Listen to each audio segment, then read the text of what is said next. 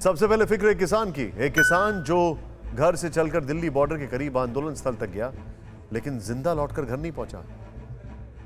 बताया जाता है कि किसान आंदोलन में कुछ शामिल लोगों ने उसे जिंदा जला डाला। हालांकि मरने से पहले इस शख्स ने एक वीडियो में बताया कि उसे आग लगाने वालों ने कहा कि आंदोलन के लिए शहीद हो जाओ, जिसके बाद किसान आंदोलन पर फिर सवाल उठने लगे हैं। लेकिन यहां अहम सवाल यह है कि अगर ये सच्चाई सामने नहीं आती तो क्या होता? अगर मरने से पहले किसान बयान नहीं दे पाता तो क्या होता? क्या फिर एक बार वो लोग कामयाब हो जाते हैं जो आंदोलन के नाम पर आग लगाने का एजेंडा चलाना चाहते हैं? आगे को नलाई दितरे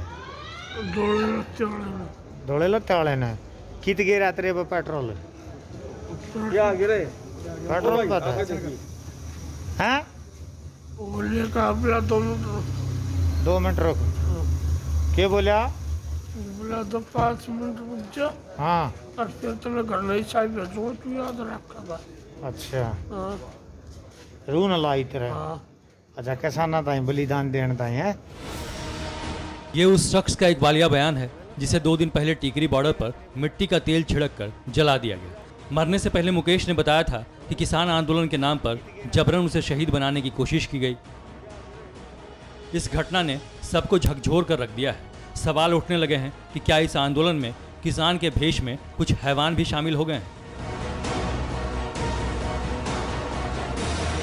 दिल दहला देने वाली ये घटना हरियाणा के बहादुरगढ़ के पास टीकरी बॉर्डर की है, जहां करीब 7 महीने से किसान आंदोलन के नाम पर सड़कों पर टेंट तंबू गड़े हैं। बताया जाता है 16 जून की शाम बहादुरगढ़ के कसार गांव का रहने वाला मुकेश घर से घूमने निकला था और गांव के साथ ही पड़ाव डाले बैठे किसान आंदोलनकारियों के पास पहुंच गया। यहीं उसकी मुलाकात आरोपी कृष्ण और संदीप से हुई। मौके पर 2 और लोग मौजूद थे। इसके बाद मुख्य आरोपी कृष्ण ने मुकेश को शराब पिलाई और फिर मिट्टी का तेल डालकर आग लगा दी।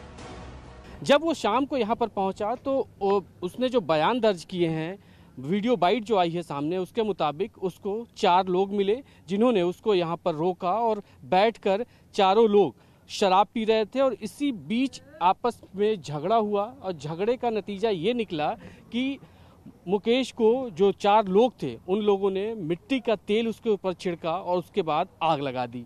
ये वो घटना स्थल है जहाँ पर ये पूरी घटना हुई थी। ठीक सामने किसानों के यहाँ पर टेंट लगे हुए हैं।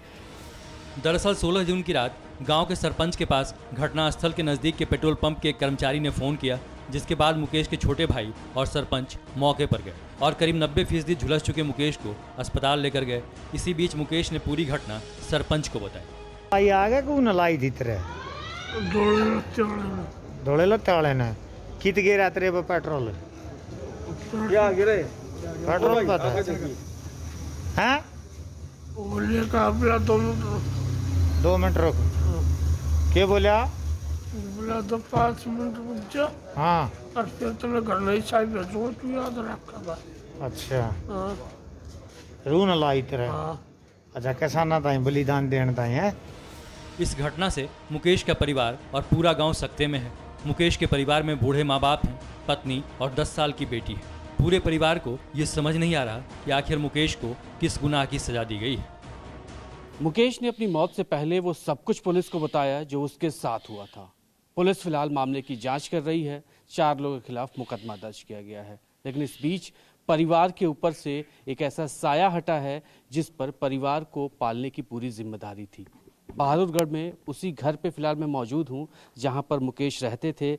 परिवार के अंदर घर में इस वक्त सन्नाटा है, मातम पसरा हुआ है। लॉकडाउन चल रहा था, घर में अपने था पड़ा था, कभी कल चला जाता था घूमने के लिए। ये ऐसा काम वो करेगा? ऐसा काम तो बिल्कुल नहीं।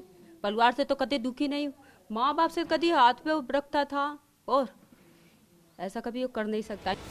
उधर बहादुरगढ़ पुलिस ने मुख्य आरोपी कृष्ण को गिरफ्तार कर लिया है और इस पूरे मामले को नशे की हालत में मारपीट का नतीजा बताया है।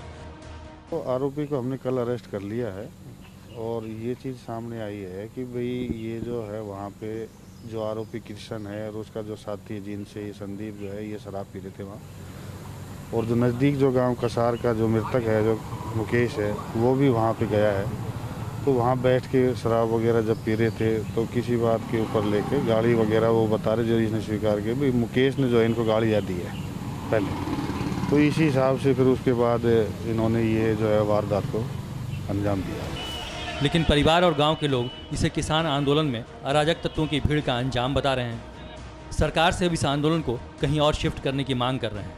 इनका आरोप है कि आंदोलन में शामिल कुछ असामाजिक तत्व आए दिन लड़ाई झगड़ा करते हैं और गांव का माहौल खराब करते हैं। इन किसानों को गांव से मड़ा दूर बसा दिया जाए ताकि हमारी बाण बेटी सुरक्षित हो, हम सुरक्षित हों। ये 4-4 आदमी आते हैं जोड़ में इकट्ठे सोच करते हैं, ना तो वहाँ कोई टॉयलेट है, खेतों में खुला घूमते हैं। मेरे गांव से करीब 4 किले दूर ये बैठे हैं। कोई बोलता है तो ये 20-20 आ जाते हैं, सारी रात डीजे बजाते हैं, ड्रिंक करते हैं। बाण बेटी 6 महीने हो गए हमारी, इससे अच्छा जेल में भी आदमी सुरक्षित होगा, हम सुरक्षित नहीं हैं। मतलब एक बार फिर किसान आंदोलन पर सवाल खड़े होने लगे हैं। सवाल ये कि किसानों के अधिकार की मांग पर बैठे आंदोलनकारियों के बीच अपराधियों को जगह किसने दी। सवाल ये भी उठ रहा है कि क्या किसान आंदोलन अब किसान नेताओं के हाथ से निकल चुका है। ये जो किसान आंदोलन है ये किसान नेताओं के बस में नहीं रहा। उनके अनेकों बार प्रशासन के साथ वो बातचीत होती है, वादे करते हैं, लेकिन अगले ही दिन उससे वो मुकर जाते हैं। भाई शराब पी रहे, शराब पीकर उनका झगड़ा हो गया। ये भी बात बिल्कुल ठीक आई कि भाई शहीद नहीं यहाँ पे हो रहे, और ये भी बात आई कि उसने कहा कि भाई मैं शहीद हूँगा। उसने खुद अपने ऊपर डाला या किसी ने डाला, वो जांच का सब्जेक्ट है। अगर किसी खुद खसी खुद करी है उसने तो भी गलत है, गंभीर चीजें है, ये नहीं होनी चाहिए। अगर किसी ने उसके ऊपर डाल लिया तो देश में कानून है, उसको सजा होगी। सुना आपने, भारतीय किसान यूनियन के नेता राकेश टिकैत कह रहे हैं कि मुकेश ने खुद कहा था कि मैं शहीद हो जाऊंगा, जबकि मरने से पहले मुकेश ने एक बार यह बयान दिया था कि आंदोलन में शहादत के लिए उसके शरीर में आग लगाई गई।